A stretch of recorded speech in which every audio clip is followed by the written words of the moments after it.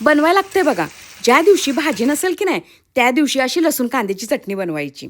सुंदर अशी साडी, छान छान दागिने घालून जेवण कसं बनवायचं चला की बघूया. तर लवकरच की नाही फेस्टिव्ह सीझन सुरू होणार आहे आणि अशा सुंदर दागिन्यासाठी हृदय क्रिएशन यांच्या पेजला व्हिजिट करून लावा हजेरी. तर सगळ्यात आधी की नाही असा ढिगभर कांदा चिरून घ्यायचा. लसणाला सुद्धा खलबत्त्यात ठसा असा ठेचायचा. त्याच्यानंतर कोथिंबीरला पण चिरून घ्या.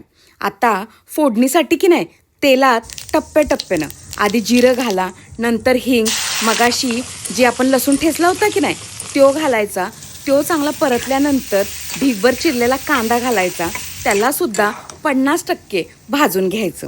आता ह्याच्यातच चटणी, हळद, भरपूर असं जाडं भरडं शेंगदाण्याचं कूट, अर्धा कप पाणी, चवीनुसार मीठ घालायचं आणि चांगलं शिजवायचं.